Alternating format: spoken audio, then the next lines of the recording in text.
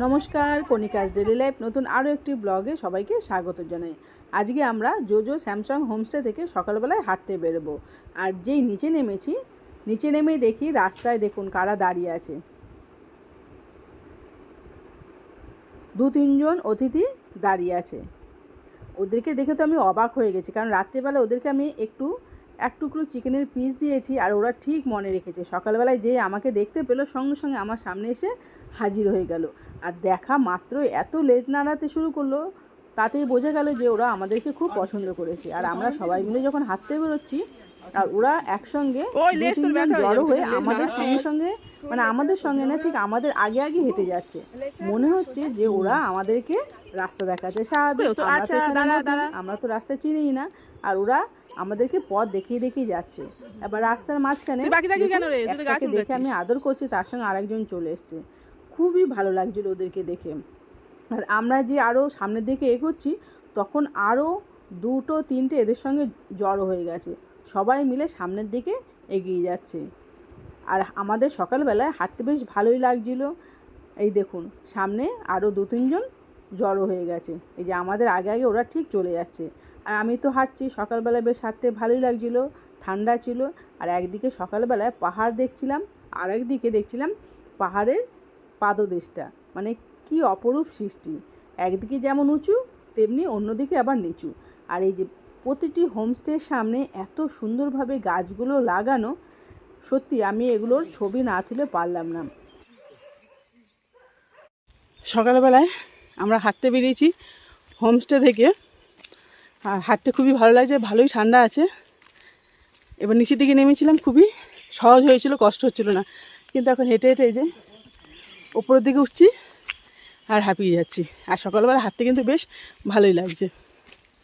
এবার সবাই মিলে বসে রেস্ট নিচ্ছিলাম, হেঁটে এসেছিলাম বলে। আর ঠিক 7টার সময় আমাদের চা দিয়ে দিল। আমরা এখন চা খাচ্ছি সকালবেলা। চাটা খুব দারুণ, কিন্তু একটু ঠান্ডা হয়ে গেছে। সবাই মিলে আমরা বসে চা খেলাম। তারপর আমাদের ব্রেকফাস্ট দিয়ে দিল, আলুর পরোটা সঙ্গে ধনেপাতার চাটনি। আর এই আলুর পরোটাটা খেতে কিন্তু খুবই টেস্টি ছিল, আর খুবই নরম হয়েছিল। মানে এত সুন্দরভাবে ওনারা খাবার তৈরি করেছে, মনে হচ্ছে যে আমরা বাড়িতে বসেই খাচ্ছি। আর তার সঙ্গে উপরেই পাওনা হচ্ছে সেই কাঁসার থালায়। আর অনেকেই পরোটা খায়নি, তারা ম্যাগি খেয়েছিল। এবার এই হোমস্টে ছেড়ে আমরা চলে যাচ্ছি, সবাই রেডি হয়ে গেছি, আমাদের লাগেজগুলো গাড়িতে তোলা হচ্ছে। আর ওদিকে যে হোমস্টে দিদি, সে বাইরে দাঁড়িয়ে আছে, আর আমরা সবাই মিলে তাকে টাটা করছি। এখান থেকে আমরা অন্য আরেকটা হোমস্টেতে চলে যাব। এই জায়গাটা কিন্তু আমাদের সবারই খুবই পছন্দ হয়েছিল। আর এই যে দেখুন, হোমস্টের সামনে একটা ধুপটা ফুলের গাছ, পাহাড়ি ধুপটা ফুল। আমাদের এখানে ধুপটা ফুলগুলো সাধারণত এত বড় বড় হয় না। আর এখানে দেখুন এক একটা মানে ধুপটা ফুল মাইকের মতন, আর কালারটাও কিন্তু খুবই সুন্দর ছিল। এই যে সবাই মিলে আমরা এই জায়গাটা ছেড়ে চলে যাচ্ছি। এবার ওখান থেকে আমরা চলে এলাম ছাঙ্গে ফলস। এই যে নিচে আমরা নেমে যাচ্ছি, অনেকটা নিচে ছিল। সবাই মিলে আমরা একজন একজন করে নিচে নামছি।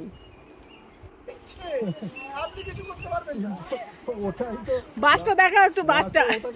আর এই যে দেখুন, লাঠি পাইনি বলে হাতে একটা বাস নিয়ে নিচে নামছি। কারণ আমরা যখন নামছিলাম, আমরা খেয়ালই করিনি যে পাশে একটা লাঠির দোকান ছিল। যখন নিচে নামছি আমরা, তখন দেখলাম 2-3 জন লাঠি নিয়ে বসে আছে। তাদেরকে জিজ্ঞেস করলাম, তারা বলছিল পাশে একটা দোকানে লাঠি বিক্রি হচ্ছিল। লাঠি বিক্রি না, ঠিক ভাড়া পাওয়া যায়। ওটাকে আবার নিচ থেকে ঘুরে গিয়ে আবার ওপরে ওই দোকানে ফেরত দিতে হবে। এই যে সবাই টুকটুক করে করে খুব সাবধানে হেঁটে চলছি। ওই যে দেখতে পাচ্ছেন ছাঙ্গে ফলস, আওয়াজ শুনতে পাচ্ছেন, খুব আওয়াজ। আর কিন্তু এত সুন্দর দেখতে লাগছিল, আমরা তো সবাই অবাক হয়ে গেছিলাম। আর রাস্তাটা ছিল কিন্তু খুবই খাড়াই। ছাঙ্গে ফলসের সামনে এসে সবাই একসঙ্গে ছবি তুললাম। আমরা প্রত্যেক বছরই সবাই মিলে বেড়াতে যাই, আর ঠিক একটা জায়গায় গিয়ে আমরা সবাই একসাথে একটা ছবি তুলি। এটা আমাদের স্মৃতি হিসাবে থাকে। এই যে দেখুন, ওপরে মনে হচ্ছে ট্যাঙ্কি ভর্তি হয়ে গেছে, পাম্পের সুইচটা না বন্ধ করলে এখনই সব জল বেরিয়ে যাবে। হরিব হরিব হরিব, এই নিচে জল ধরা যাবে, দেখো নিচে থেকে বেশি ডিপ।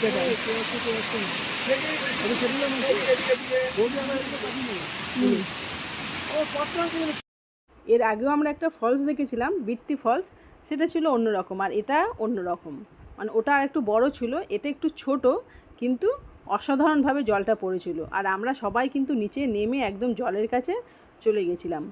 আর জলের সামনে যাওয়াতে খুবই ভালো লাগছিলো সবার, সবাই দাঁড়িয়ে ওখানে ছবি তুললাম। এই যে আস্তে আস্তে সবাই আমরা নিচের দিকে চলে যাচ্ছি। খুব সাবধানে যেতে হবে, কারণ একটু স্লিপ ছিল। আর যেতে যেতে শুনতে পেলাম যে একজনের ফোন নাকি জলের মধ্যে পড়ে গেছে। সেই জন্য আমরা সহজে কেউ ফোনটা বার করে নিই ভয়ে, কারণ যদি ফোনটা জলে পড়ে যায় তাহলে তো অবস্থা খারাপ হয়ে যাবে। আর জলটা দেখুন আস্তে আস্তে কেমন একদিক থেকে আরেক দিকে চলে যাচ্ছে।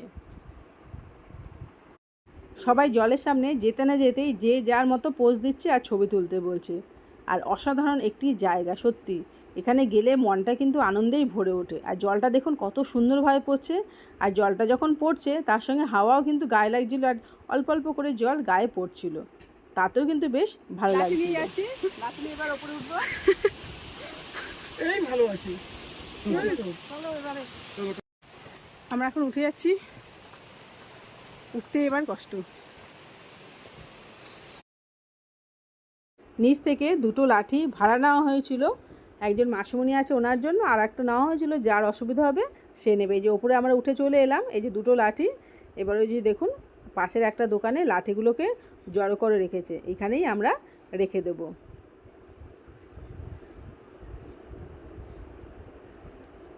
আর মাসিমণি আর একটা লাঠি নিয়ে উঠছে। এবার ওখান থেকে আমরা চলে এলাম লাভা। লাভাটাও কিন্তু খুব সুন্দর একটি জায়গা। আমরা নেমেই দেখতে পেলাম লাভাতে একটা হাই স্কুল। হাই স্কুলটা দেখলাম, বেশ দেখতে ভালো লাগছিলো। এই যে আমরা গাড়ি থেকে এক এক করে নামছি, এই যে ওপরে দেখতে পাচ্ছি একটা লাভা হাই স্কুল। এবার এখানে বসে একটু আমরা চা খেয়ে নেব। আর এখানে বারবার চা খাচ্ছি কারণ ঠান্ডা ছিল, আর বারবার মনে হচ্ছে একটু চা খাই, তাই সবাই মিলে বসে চা খেলাম, চিপস খেলাম। তারপরে এখান থেকে আমরা বেরিয়ে যাব অন্য আরেকটি জায়গায়, এই যে লাভা মনেস্ট্রি। খুব সুন্দর একটি জায়গা। এই যে এখান থেকে আমরা সবাই আবার পায়ে হেঁটে উঠছি। এখানেও কিন্তু ঢালু, আর পাশেই দেখুন পাহাড়, আর কত সুন্দরভাবে সাজানো। আর এই মনেস্ট্রিতে উঠে কিন্তু সবার মনটা ভালো হয়ে গেছিলো, কারণ এত সুন্দর একটি জায়গা, পাহাড়ের কোলে একদম নিস্তব্ধ একটি জায়গা। যত লোকই আসছে দেখি সবাই ছবি তুলছে, ভিডিও করছে, কারণ এত সুন্দর দৃশ্য কেউ মানে ভুলতে চায় না, সব সময় ফোনটা খুলে তারা যেন দেখতে পায়। আর আমার তো মেন আকর্ষণ হলো এই যে ফুল, যখনই ফুল দেখতে পাচ্ছি আর তাদের ভিডিও করে নিচ্ছি, কারণ এত সুন্দর, যে পাহাড়ের কোলে এত সুন্দর সুন্দর ফুল হয় আমি ভাবতেই পারিনি। এই একটা দেখুন ক্যাকটাস গাছ।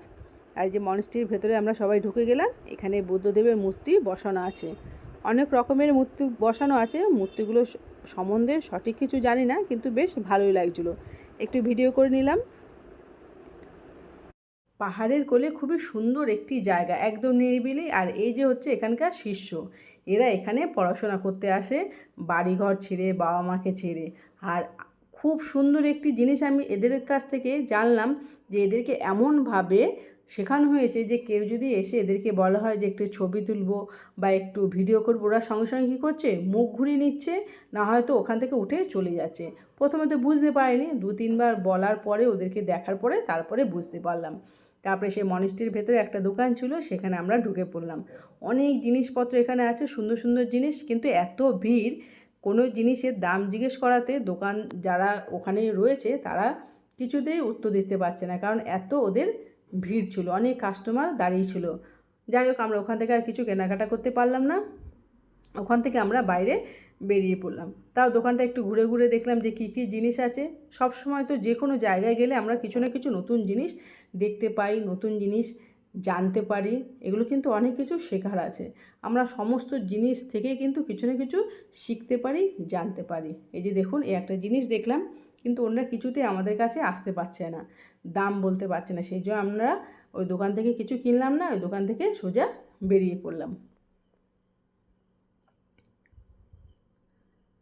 আর জিনিসগুলো সত্যি কিন্তু সুন্দর ছিল।